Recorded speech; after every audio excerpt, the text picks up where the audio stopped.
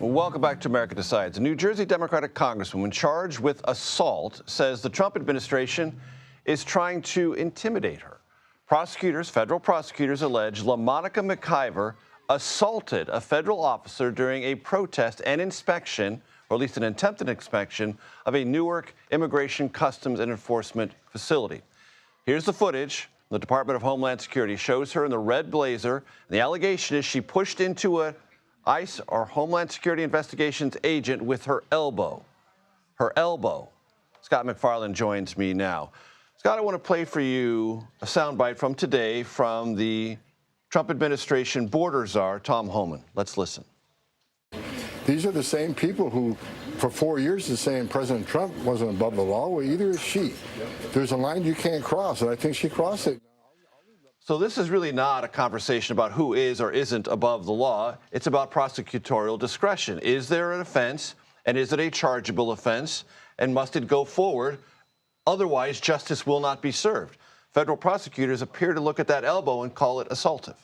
In fact, the charging document says there was 2 incidents of assault, one against a Homeland Security agent, another against an immigration agent, and they specify in certain parts of this charging document that the congresswoman allegedly used her forearm against the 2 agents. I mean, they specify what parts of her body were allegedly used, and they use some of the screen grabs of that body camera footage right there in the charging document.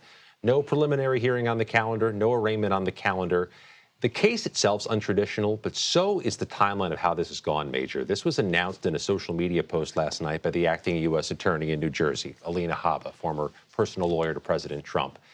The charging document wasn't filed for more than 12 hours later.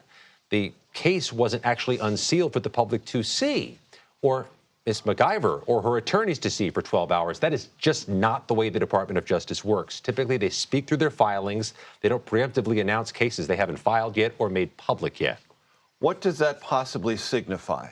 That there is a legal component to this and a publicity component to this? It's certainly a break from tradition. So you have a Department of Justice here. It's operating outside of its norms in how it announces or reveals a case. Is the case itself also outside the norms? That's an argument I suspect Ms. McIver is going to make in court. She made it today in the hallways, as you see her there, telling reporters at the Capitol that this is, in her mind, a political prosecution. And she has made the argument that it was the agents who created the unsafe condition during that scuffle. This is a federal criminal case, Major. This is a case that could yield prison time. It's definitely going to yield fingerprinting, booking photo, and all the things you get in the criminal justice system. Including due process, which she said she's looking forward to. And as we all remember, then candidate and former President Trump was able to fully apply in all of his various legal maneuvers and legal charges. You have due process, you can argue your case in court, you can delay as much as you want. All of those things we should probably prepare ourselves for. And let's just run the video again if we can, because this was basically a scrum. Lots of people bumping into each other. There was Ross Baraka, who's running for the Democratic nomination for governor in New Jersey, who was there. This was part of an inspection, an oversight maneuver by members of the House of Representatives. Does that in any way, meaning the speech and debate clause, potentially shield Congresswoman McIver from these federal charges? Oh, it certainly is an argument we've seen members of Congress make before. In other contexts. In much different contexts Yes. than this one. It's an important distinction to make in this case so far. What's been filed on the docket, Major, is an 8-page criminal complaint. I am not a lawyer, but I can tell you a complaint is something issued by the prosecutors as a charging document. A grand jury would have to return an indictment within 30 days to keep this case moving forward.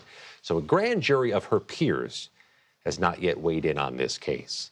It's quite different than we see in other criminal matters where you have citizens from the community saying there's probable cause to believe a crime has been committed. Let's see what happens within the next 30 days. And Ross Baraka was arrested but not charged. There was a decision not to bring charges there. It's a misdemeanor charge that was filed in the U.S. District Court in Newark, but it will be dismissed tomorrow, 1 p.m. Eastern Time. The court has set a hearing to formally make it go away.